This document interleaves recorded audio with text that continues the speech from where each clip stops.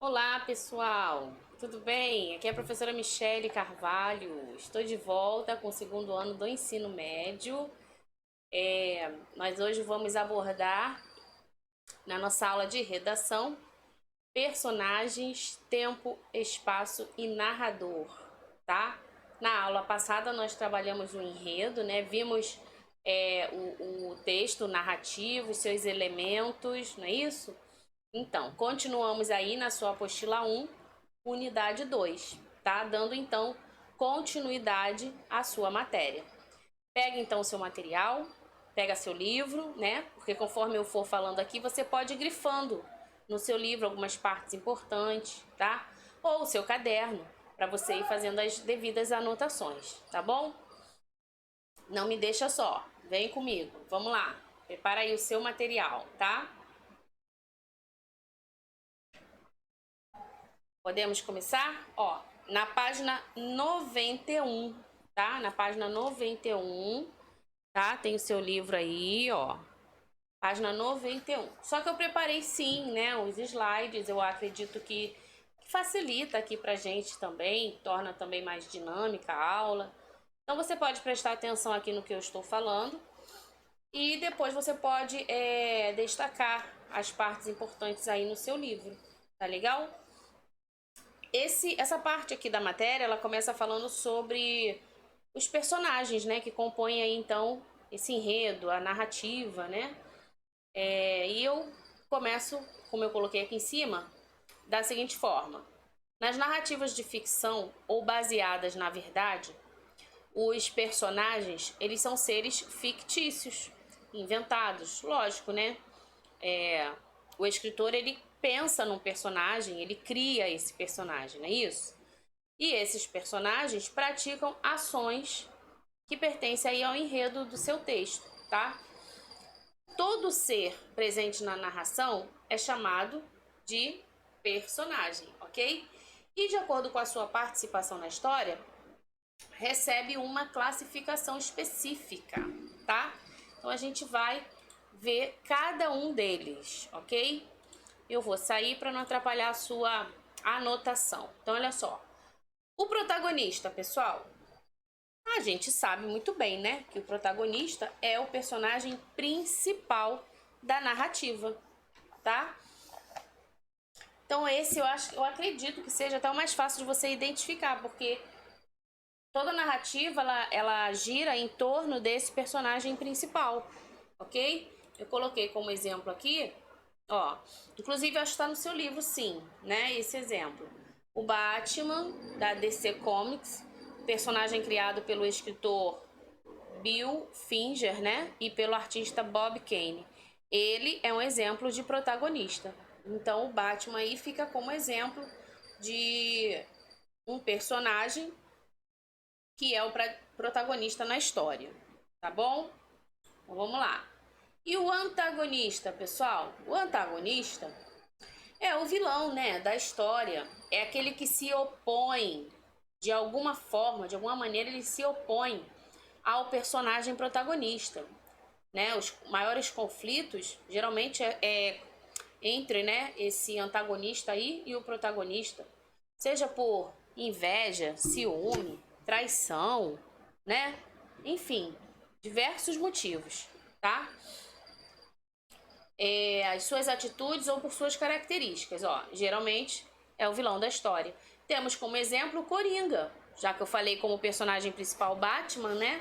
Eu trouxe aqui como antagonista, então, o Coringa.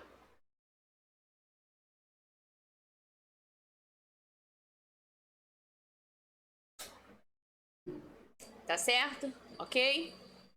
Tranquilo até aí, né? Beleza, então vamos lá. Continuando aí. Ainda falando sobre os personagens, né? Que participam aí de uma narrativa. Temos os secundários, sim, personagens secundários. Eles possuem menor representatividade na estrutura da narrativa. Eles acabam atuando como ajudantes, né? Aqueles auxiliares do protagonista ou do antagonista, São aquelas pessoas que, aqueles personagens que acabam sendo os confidentes, né? Figurantes também, que tem participação pequena na história, tá bom? Então a gente tem aí secundários, personagens secundários, tá? Qualquer personagem que atue ao lado e a favor do Batman, ou ao lado e a favor do Coringa, será um personagem secundário, tá? Fica essa atenção aí. Os personagens, eles podem ainda ser classificados como planos ou redondos. Vamos entender isso? Ué, professora, personagem planos ou redondos, você já tinha ouvido falar? O personagem plano, deixa eu passar aqui o slide para você. Ó, ele é caracterizado pela manutenção de aspectos comportamentais, ou seja, é aquele personagem que não tem alteração, não muda suas características, seu comportamento, não muda, né? Ele sempre age e produz da mesma maneira que se espera até o fim, tá? Então, deixa eu ver o que eu coloquei aqui de exemplo. Por exemplo, sabe os heróis da infância, né? Que a gente acaba criando na nossa imaginação. Eles são sempre bonzinhos, são os heróis, defendem, protegem todo mundo. Então, né? Esses são os heróis aí do imaginário infantil. Personagens planos, ok? São sempre justos, honestos, né? São sempre corajosos, tá? Então a gente consegue identificar essas características num personagem plano, ok? Vamos lá. Eu coloquei uma... Deixa eu sair daqui. Peraí, só um pouquinho, pra gente poder ler juntos, né? Aqui embaixo, ó. Heróis do imaginário infantil são personagens que se encaixam nessa definição. Que definição? De personagem plano, tá? Pois eles são permanentemente justos, honestos, corajosos, independentemente das circunstâncias em que estejam. Então, aquele personagem que começa e termina com as mesmas características, ok? Muito bem. E o personagem redondo? Esse personagem redondo é marcado justamente, é o contrário do outro, né? Esse aqui existe uma... Ele é imprevisível, sabe? A pessoa é imprevisível, uma hora tá de um jeito, outra hora tá de outro. Muda de humor, enfim. Um dia que é uma coisa, no outro dia que é outra. É isso aí. Ele é marcado pela imprevisibilidade de suas atitudes. É o personagem redondo. Ao longo da narrativa, por exemplo, um personagem que durante a maior parte da narrativa mostrou-se honesto, em determinado momento ele cede na primeira oportunidade, sabe? Ele quer levar vantagem sobre o outro, né? Então, a novela apresenta muito isso também, né? Aqueles personagens que vêm de um jeito só observando e aí, de repente, no meio da trama muda o comportamento e já vai para outros interesses. Então é isso, é um personagem redondo. Esse personagem, ele sofre sim modificação no seu caráter, no seu comportamento, ok? Deixa eu ver se eu botei algum exemplo aqui, ó. Coloquei sim, tá? Aqui diz o seguinte, ó. Tá vendo? Tem um personagem aqui, né? E aí tá falando assim, ó. Enquanto Ramon estava ao lado da piscina de sua casa, o banco demitiria no amanhã. Não podia acreditar na maneira como ele tratou sua família quando ganhou a loteria há 6 anos. Agora que ele havia perdido tudo, ele não tinha nada e ele sabia que ele cometeu um erro. Sozinho no mundo, ele se perguntou se a sua família o perdoaria. Percebe? O personagem aqui se afastou da família, né? Ganhou muito dinheiro, né? Mudou de vida, deixou todo mundo pra lá. E aí, de repente, ó, agora perdeu o posto, a posição dele no banco. E aí, enfim, com isso ele foi perdendo todo o prestígio, né? As facilidades que ele tinha. Não tem mais ninguém.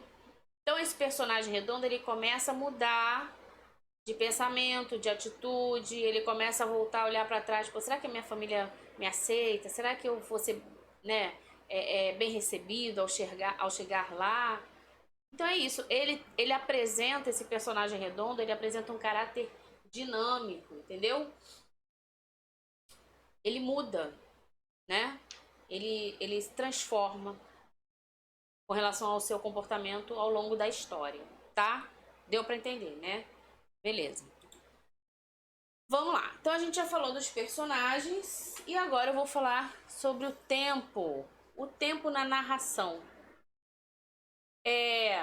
Esse tempo aí na narração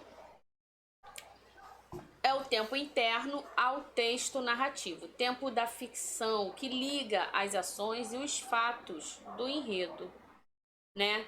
Então olha só o que diz aqui no seu.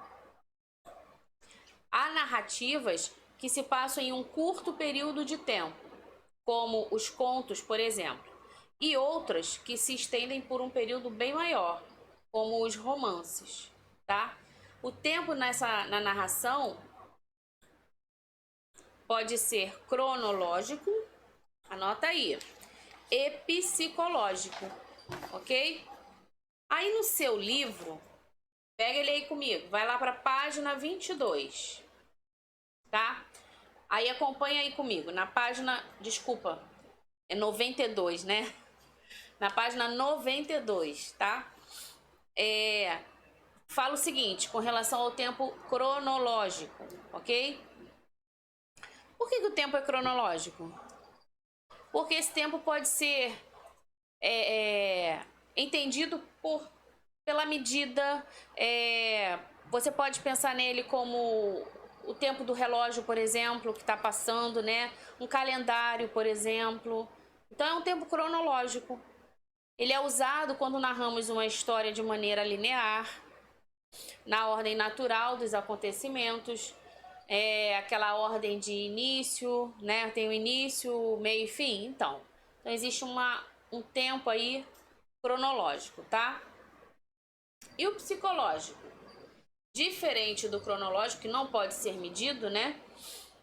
Ele não apresenta uma ordem natural, né? Uma sequência dos fatos, não acontece.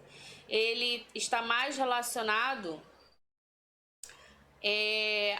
pela imaginação, vamos colocar assim, como está escrito aí, né? Pela imaginação do narrador ou dos próprios personagens, de maneira a propor um enredo não linear. Sabe quando eles começam a lembrar, o personagem começa a lembrar uma situação? Então ali é um tempo que psicológico, vem a lembrança, o tempo da infância, quando eu morava no campo, enfim, né? Ele começa a trazer à memória aí essa lembrança, tá? Um exemplo de tempo psicológico ocorre no clássico do Machado de Assis, Memórias Póstumas, de Brás Cubas. O narrador, ele faz um flashback, volta, né? Inicia a história pelo fim dela, como se estivesse se relembrando, tá? Ele conta primeiro, olha só, ele começa contando a sua morte, para depois narrar sua infância, juventude e velhice. Então houve um tempo cronológico, um tempo psicológico, tá bom? Então vamos lá. Com relação ao espaço, o espaço da narrativa é o local onde as ações e os fatos da história são realizados no texto. Fácil, né? Tranquilo de identificar o espaço, tá? O espaço é importante porque ele ajuda, né, a situar as ações dos personagens, onde aconteceu, né? Eles fizeram isso em que local, tá? Então é importante o espaço para que o leitor se situe, ok? E é nesse momento também que há o reforço da verossimilhança, tá? Por quê? Porque acaba mostrando as informações que te lembram, né, de uma realidade, de uma verdade, por exemplo, de um acontecimento, talvez, tá? Te traz à memória, né, informações concretas. Existem dois tipos de espaço na narrativa. Coloquei aqui, ó, tá? O físico e o psicológico, né? De novo, essa coisa de psicológico? Sim, sim, tá? O físico é facilmente percebido com base nas descrições, né? Com base nos aspectos que vão sendo descritos ao longo da história, tá? Então ele é fácil de ser percebido, o local de maneira clara e absoluta, enfim. Agora, e o psicológico? É a partir, você começa a identificar esse espaço psicológico com base na percepção individual. O espaço psicológico vai depender, por exemplo, da idade do observador ou da frequência com que tal distância é percorrida. Podem ocorrer diferentes percepções, pois o narrador ele descreve o espaço de maneira subjetiva. Gente, pensa só, tá? O psicológico está relacionado à subjetividade, seja com relação ao tempo, seja com relação ao espaço, ok? Aí no seu livro, na página 92, ainda tem um exemplo, né? O mesmo espaço, olha só, ele pode ser descrito física e psicologicamente. Veja, observe, perceba. Olha a primeira frase. Havia uma rua com casas de cor cinza e calçadas cobertas de neve. Gente, ao ler essa frase, a gente consegue até imaginar, né? A gente consegue até pensar nessa casa, né? Essa casa cinza, as calçadas cobertas de neve, não é? A gente consegue identificar esse espaço aí físico. Agora, olha a frase de baixo. Havia uma rua sombria. Olha só a palavra, sombria, isolada da civilização, amedrontadora. Quem é que está sentindo esse medo? Esse personagem que está vivenciando, né, essa experiência aí de estar nesse espaço. Alguém que já passou ali, alguém que já sentiu, que já percebeu. Então o leitor, ele vai identificar, esse espaço aqui, ele é psicológico, né? Porque ele é subjetivo, tá? Só quem foi lá, quem esteve lá, pode descrevê-lo dessa forma, né? Ele sentiu medo, sombrio, ele sentiu o quê? Talvez as ruas isoladas da civilização, como isso, né? Parecia estar todo mundo num deserto, vazio, enfim, ele começa a imaginar. Mas o leitor não esteve lá, ele não consegue ter o concreto, entendeu? Então, sim uma descrição de um espaço, mas de forma psicológica, tá? Então é isso. Deixa eu ver o que eu botei para vocês aqui, vamos lá. Vamos falar agora sobre o narrador, né? Os narradores aí que compõem as narrativas, ok? Porque narração só existe porque tem alguém para contar, né, gente? Então esse narrador, ele acaba estruturando e narrando a história a partir do seu ponto de vista. Imagina aí você, produção textual, né? Você precisa escrever um texto, uma história, você precisa narrar uma história, e aí? Você é o criador. Então, a partir do seu ponto de vista, dos personagens que você vai criar, das ações, você vai criar uma trama, né, um conflito, enfim, é o seu ponto de vista, ok? E aí existem, né? Deixa eu sair daqui para não te atrapalhar, depois eu volto. Existem vários tipos de narrador, também chamados, olha só, de focos narrativos, né? Os focos narrativos são o quê? Primeira pessoa ou terceira pessoa. Se o narrador é aquele narrador que participa da história, se torna um personagem, você tem um narrador personagem que o foco narrativo estará em primeira pessoa. O que é o foco, né? Aquele olhar, aquele objetivo narrativo, ou seja, se esse narrador é personagem, ele está contando a história sobre ele ou sobre o que ele participou. Por isso ele usa sempre o eu, muito eu, né? Ou você percebe também a partir das desinências verbais na história, tá?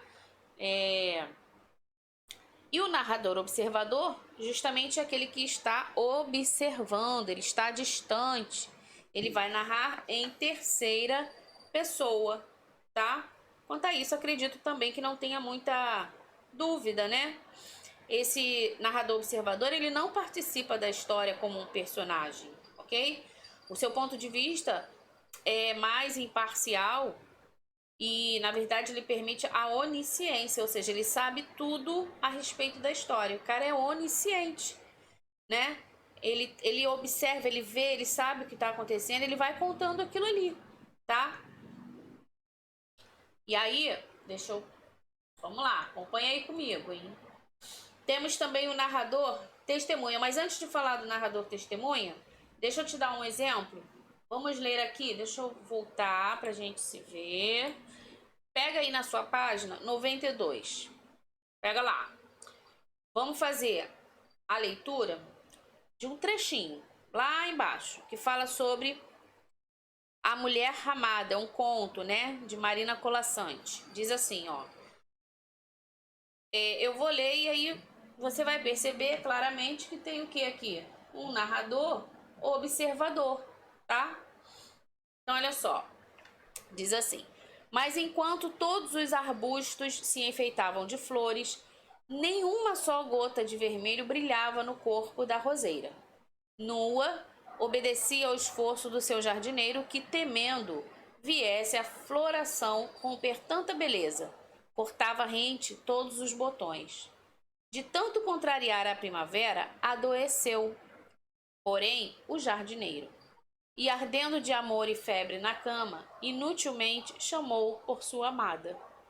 Observa, ele está contando, parece que ele está vendo a cena, não é isso? E aí ele vai relatando, né? Vai narrando, melhor dizendo, tá? Essa história aí. Ok? O narrador testemunha, tá?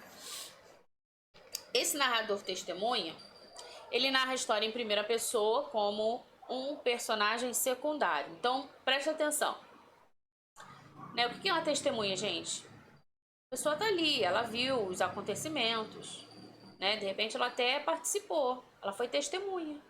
É isso, ele também vai narrar em primeira pessoa, mas não mais como o principal, mas como um personagem secundário. Ele observa os fatos na perspectiva de quem está na história, mas não penetra o pensamento dos outros personagens, diferente do narrador observador, tá?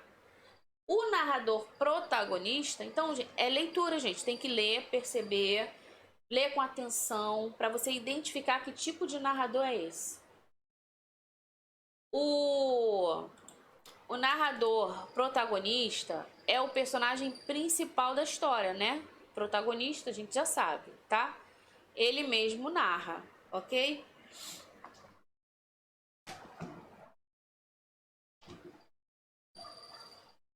Vamos lá. Vamos seguindo aqui. Aí aqui, gente, deixa eu só falar com vocês. Tem um exemplo, né, na página 93. Vamos lá. É bom a gente ler os exemplos, os textos que estão aí no livro como exemplos. Por quê?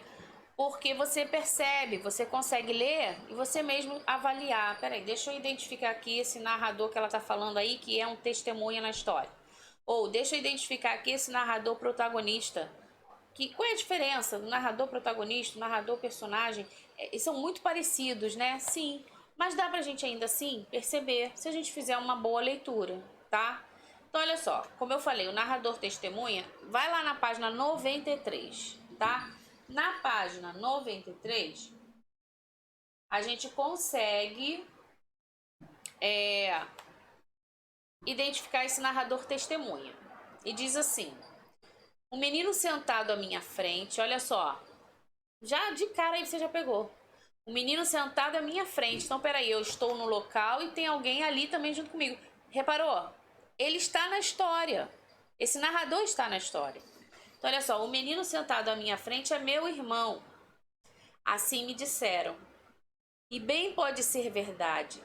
Ele regula pelos 17 anos, justamente o tempo em que estive solto no mundo, sem contato nem notícia. Percebeu aí? Tem um narrador, né? Ele está contando ali uma cena de um menino que se aproxima, senta na frente dele, os dois estão ali presentes na mesma cena. como se ele estivesse testemunhando, né, o acontecimento ali. Vamos ver agora o narrador protagonista. Olha só. Também na página 93, tá? Leia aí comigo. Jesus, filho de Siraque, se soubesse dos meus primeiros ciúmes, ó, dos meus primeiros ciúmes. Tá vendo? Narrador, protagonista. Se soubesse dos meus primeiros ciúmes, dir-me-ia, como no seu capítulo, né? 9, versículo 1. Não tenhas ciúme de tua mulher, para que ela não se meta a enganar-te com a malícia que aprender de ti. Mas eu creio, olha o eu de novo aí, mas eu creio que não. E tu concordarás comigo, se te lembras bem da Capitu, menina. Hás de reconhecer que uma estava dentro da outra, como a fruta dentro da casca, tá?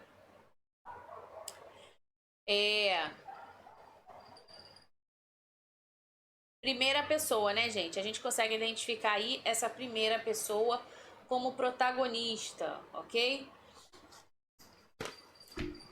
Eu li aqui do narrador personagem. Falei pra vocês, né? E esse ponto que eu li do narrador observador, a mulher amada, ele é narrado em terceira pessoa por um narrador onisciente. Então, em alguns casos também você vai encontrar o narrador onisciente, tá? É aquele narrador que registra a história, ele observa, ele sabe tudo que vai acontecer, tá? E ele acaba ali contando as ideias, os pensamentos, tudo que está atrelado à história, ok? Muito bem. Então, gente, essa parte aqui da unidade 2 a gente viu narração, a gente viu enredo, né? A gente viu os elementos que compõem aí a narrativa, o conflito, o clímax, né? Falamos deles um pouquinho.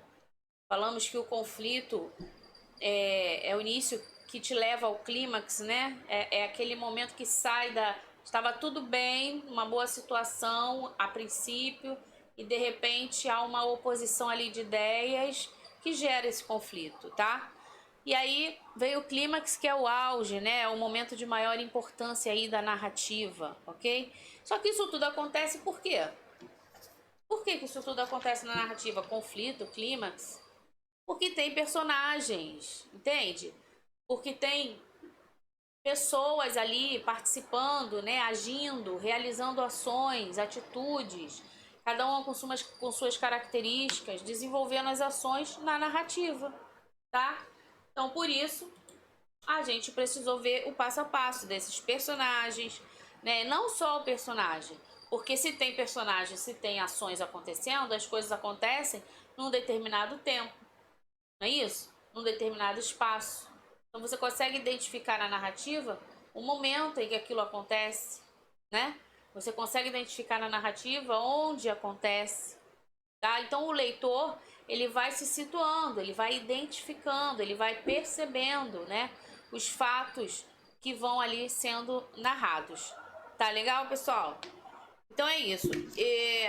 Numa próxima aula eu vou voltar para a gente poder fazer uma atividade. Mas antes, para a gente fazer as atividades do livro e a correção. Na página 93, olha que interessante, tem uma proposta de redação. E seria muito interessante, muito bom se você se permitir, né, se desafiar aí a escrever, a fazer essa redação. Olha o título: Gente Venenosa, os Sabotadores. Não há como afirmar que existe alguém totalmente bom ou totalmente mal, como nas maniqueístas histórias infantis. Mas em determinadas situações há pessoas de personalidade difícil que potencializam as fragilidades de quem está à sua volta, semeando frustrações e desestruturando sonhos, atitudes que em resumo envenenam, né? O terapeuta familiar argentino Bernardo identificou essas pessoas cunhou o termo gente tóxica e falou sobre elas no livro Gente Tóxica. Como lidar com pessoas difíceis e não ser dominado por elas. Assim como uma maçã estragada em uma fruteira é capaz de contaminar as outras frutas boas, as pessoas tóxicas, segundo o Stamatios, né, que é o argentino, tendem a envenenar a vida, plantar dúvidas e colocar uma pulga atrás da orelha de qualquer um. Tem pessoas, infelizmente, assim, né? Então, com base, gente, nesse texto aqui, nesse início de proposta de redação da página 93, pede para você redigir uma narrativa, olha que legal, envolvendo personagens cujo comportamento desconsidera os sentimentos das pessoas e acaba intoxicando as relações interpessoais. Olha isso, gente, dá para fazer aí, criar uma história bem bacana, né? Personagens, ações, tempo, espaço, né? Onde vai acontecer, como vai acontecer, quem falou o quê, enfim, o relacionamento acabou gerando um conflito, né? Aí você pensa num clímax e o desfecho. Legal, faça isso, tá bom? Treine, escreva, leia. Isso é muito importante, gente, tá? A gente volta numa próxima aula, ok? Espero ter esclarecido aí pra vocês, tá? Um beijo, fica com Deus e tchau, tchau.